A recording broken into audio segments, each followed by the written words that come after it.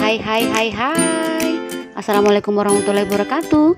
Bertemu lagi dengan Ibu Rini Piskasari, guru IPA dari SMP Negeri 2 Bengkulu Utara.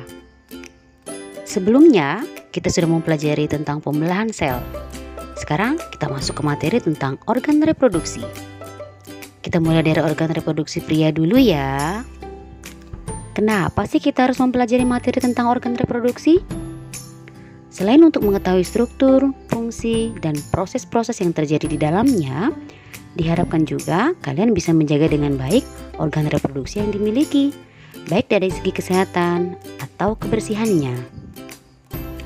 Pembahasan materi kali ini kita kelompokkan menjadi dua, yaitu organ reproduksi pria dan spermatogenesis atau proses pembentukan sperma. Organ reproduksi pria dibagi menjadi dua bagian, yaitu organ reproduksi eksternal atau luar dan organ reproduksi internal atau dalam. Organ reproduksi eksternal terdiri dari penis dan skrotum. Di dalam penis terdapat saluran uretra, tempat keluarnya urin maupun sperma. Penis terbentuk dari otot dan tidak mengandung tulang. Pada ujung penis terdapat struktur seperti lipatan kulit yang disebut kulup. Nah, kulup inilah yang dipotong saat seseorang dikhitan. Pada bagian di dekat penis terdapat kantung yang terlihat seperti lipatan-lipatan kulit, namanya skrotum. Skrotum berperan dalam melindungi testis, juga menjaga suhu testis agar sesuai untuk produksi sperma.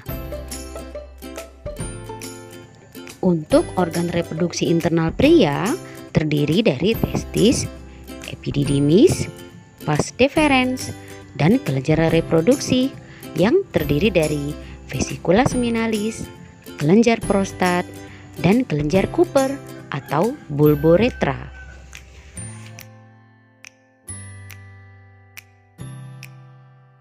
Kita akan bahas satu persatu ya.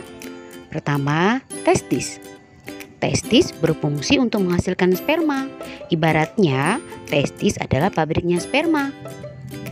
Sperma dapat terbentuk karena di dalam testis banyak terdapat pembuluh-pembuluh halus yang disebut tubulus seminiferus. Di dalam tubulus seminiferus ini terdapat spermatogonium yang merupakan sel induk sperma pada proses spermatogenesis. Selain itu, di dalam tubulus seminiferus terdapat dua jenis sel lain, yaitu sel Sertoli dan sel Leydig. Sel Sertoli berfungsi untuk memberi nutrisi bagi sperma, sedangkan sel Leydig berperan dalam menghasilkan testosteron. Testosteron adalah hormon yang berperan penting untuk proses reproduksi pria dan juga untuk memunculkan ciri-ciri kelamin sekunder pada pria, yaitu membesarnya jakun, munculnya kumis, janggut, atau rambut-rambut lainnya, suara menjadi berat, dan dada menjadi bidang. Lanjut ke organ reproduksi internal yang kedua, yaitu epididymis. Epididymis berada dekat dengan testis. Fungsinya untuk menyimpan sementara sperma dan sebagai tempat untuk pematangan sperma setelah dibentuk di dalam testis. Selanjutnya, vas deferens. Vas deferens merupakan saluran panjang yang keluar dari epididymis. Fungsinya untuk menyalurkan sperma menuju vesicula seminalis. Organ internal yang keempat berupa kelenjar-kelenjar reproduksi. Ada 3 kelenjar reproduksi pada pria, yaitu vesicula seminalis, berfungsi untuk memberi nutrisi bagi sperma. Kelenjar prostat berada di bawah kantong kemih melingkari bagian atas uretra. Fungsinya mengeluarkan cairan encer dan putih untuk menambah volume air mani agar sperma terlindungi dari tekanan pada uretra. Yang terakhir, kelenjar Cooper atau kelenjar bulboretra. Kelenjar ini berukuran kecil.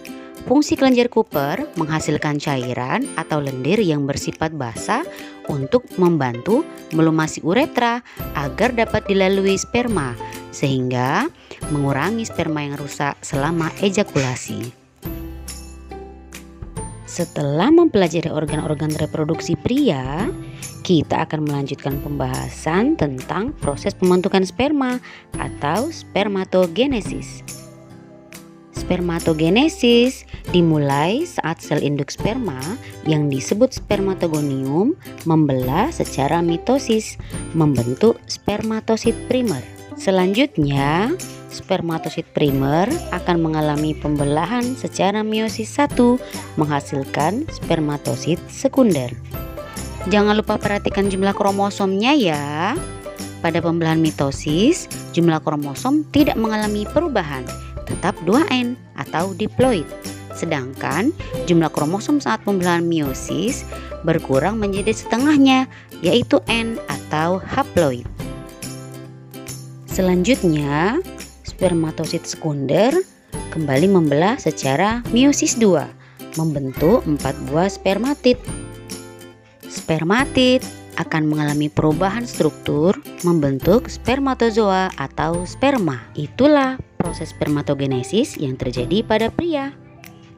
Dalam satu kali proses spermatogenesis akan menghasilkan 4 sel sperma. Dalam satu hari, testis akan menghasilkan 200 hingga 300 juta sperma. Wah, banyak ya.